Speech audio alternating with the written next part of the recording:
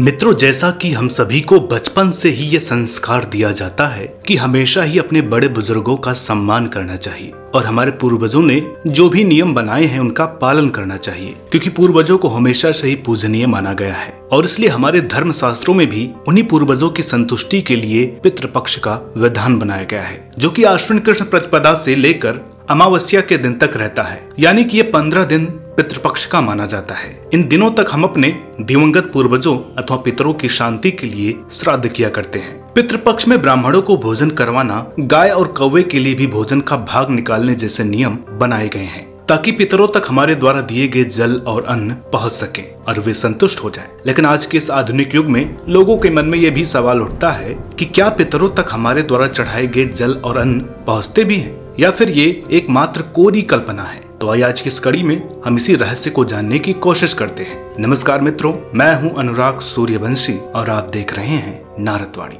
आप सभी ये जानते ही होंगे कि 18 पुराणों में से एक गरुड़ पुराण ही है जिसमें मृत्यु से संबंधित होने वाली हर प्रकार की क्रिया विधि को बताया गया है, जिसमें श्राद्ध क्रिया से संबंधित रहस्यों का भी उल्लेख मिलता है। गरुड़ पुराण के प्रेत कल्प अध्याय के अनुसार पक्षीराज गरुड़ भगवान विष्णु से प्रश्न करते हैं कि हे प्रभु, मैं ये जानना चाहता हूँ कि जब पितृपक्ष के समय लोग श्राद्ध के नाम पर जल अथवा भोजन निकालते हैं तो वो जल और अन्न पितरों तक कैसे पहुंचते होंगे। इसके अलावा अगर मृत व्यक्ति अपने कर्मानुसार देव, मनुष्य, राक्षस या अन्य किसी योनि को प्राप्त हो गया हो तो श्राद्ध के भोजन उन तक कैसे पहुंचेंगे। गरुड़ के इन प्रश्नों को सुनकर भगवान विष्णु ने कहा, हे पक्षीराज, तुमने जो प्रश्न आज मुझसे किए हैं वो भविष्य के लिए बहुत ही महत्वपूर्ण है, क्योंकि कलयुग में एक ऐसा समय भी आएगा जब मनुष्य इस प्रकार के कर्म कांडों में कोई रुचि नहीं लेगा और साथ ही साथ वो धर्म कर्म के विषय में तर्क करता रहेगा। भविष्य के गर्भ में छिपा मनुष्य इतना आधुनिक हो जाएगा कि उसका सारा जीवन धन, विलासिता और परिवार की देखभाल में ही निकल जाएगा। इसलिए हे गरुड़, जो मैं बताने जा रहा हूँ उसे ध्यान से सुनो।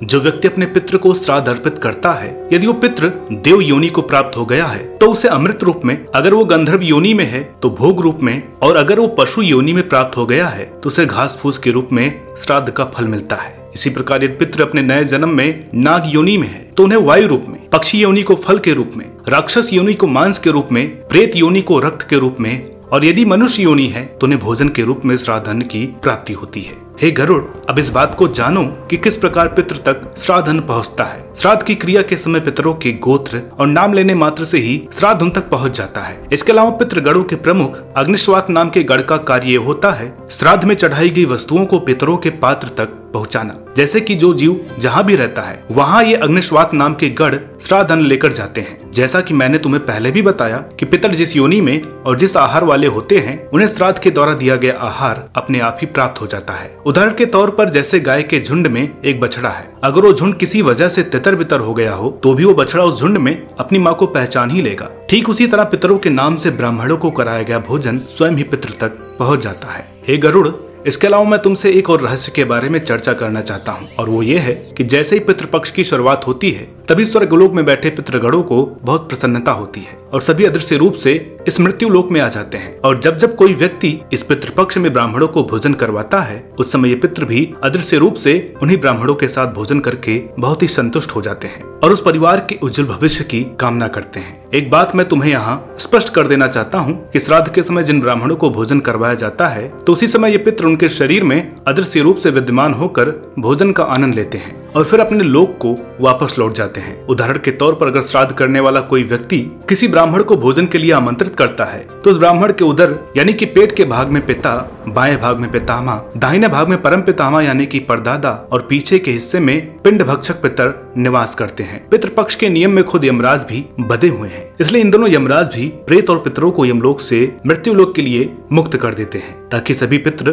संतुष्ट हो सकें। पितरों के भोजन में खीर का होना बहुत ही आवश्यक बताया गया है, क्योंकि खीर के सेवन से पितरों को बहुत संतुष्टि मिलती है। भगवान विष्णु से इतनी बातें सुनने के बाद गरुड़ बोले कि हे प्रभु, आपने श्राद्ध के विषय में जो रोचक जानकारियां बताई वो सारी बातें मुझे समझ में आ गई हैं, लेकिन फिर भी मेरी इच्छा है कि कृपा करके आप कोई एक ऐसा उदाहरण दें जिससे कि ये पूरी तरह सिद्ध हो जाए कि जो पितृ स्वर्ग या लोक में रहते हैं वो पितृ काल में धरती पर आकर श्राद्ध ग्रहण करते हैं। इस पर श्री हरि बोले कि हे पक्षीराज, मैं तुम्हें त्रेता युग की एक कथा का उदाहरण देकर समझाता हूँ। जब मैंने रावण का वध करने के लिए धरती पर राम रूप में अवतार लिया था। बात उस समय की है जब श्री राम लक्ष्मण और सीता वन में थे, उस समय भरत अयोध्या की सेना लेकर उनसे मिलने आए थे। भरत के जाने के बाद श्री राम ने उस स्थान को छोड़कर और आगे की ओर प्रस्थान किया और तीनों एक समय के बाद पुष्कर तीर्थ जा पहुंचे। पितृपक्ष का समय देख सीता और श्री राम ने ये निश्चित किया कि हमें अपने पिता और बाकी पूर्वजों के लिए पितृ श्राद्ध करना चाहिए, और फिर यही सोचकर उन्होंने उत्तम भोजन का प्रबंध करके कुछ ऋषि मुनियों को भोजन पर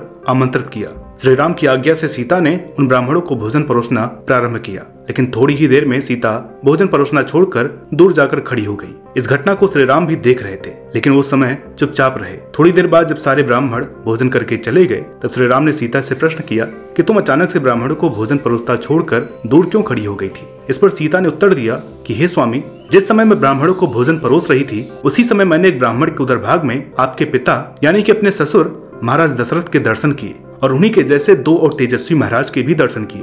बस इसलिए मैं मर्यादा का पालन करते हुए वहां से हट गई और मैंने ये सोचा कि मुझे सन्यासी वस्त्र में देखकर पिता को बहुत ही कष्ट होगा, इसलिए मेरा वहां से हटकर दूर खड़े रहना ही उत्तम है। इतनी कथा सुनाने के बाद श्री हरि गरुड़ से बोले कि हे गरुड़, अब तो तुम्हें विश्वास हो ही गया होगा कि श्राद्ध के समय पितृ अदृश्य रूप से मृत्युलोक में आते ही हैं, और अगर उन्हें असंतुष्ट किया गया तो इसके दुष्परिणाम भी हो सकते हैं। एक और रहस्य की बात जो मैं तुम्हें बताना चाहूंगा कि पितृगण अमावस्या के दिन सूर्यास्त होने तक अदृश्य रूप से घर के दरवाजे पर श्राद्ध ग्रहण करने के उद्देश्य से उपस्थित रहते हैं। इसलिए नियम यह है कि सूर्यास्त होने से पहले पितरों को श्राद्ध अर्पण हो जाना चाहिए। अगर ऐसा नहीं होता तो पितृ असंतुष्ट होकर दुखी मन से अपने लोक को वापस लौट जाते हैं और अपने वंशजों की घोर निंदा करते हैं। इसलिए परिवार पर जब कोई भारी संकट आता है तो अक्सर कहा जाता है कि शायद कोई पितृदोष हो। इसलिए मनुष्य को चाहिए कि पितृपक्ष की अमावस्या को श्राद्ध कार्य जरूर करे, ताकि उसके कुल परिवार में हमेशा सुख और शांति बनी रहे। तो दर्शकों, आशा करते हैं कि ये रोचक जानकारी आपको पसंद आई होगी। आप अपने सुझाव कमेंट बॉक्स में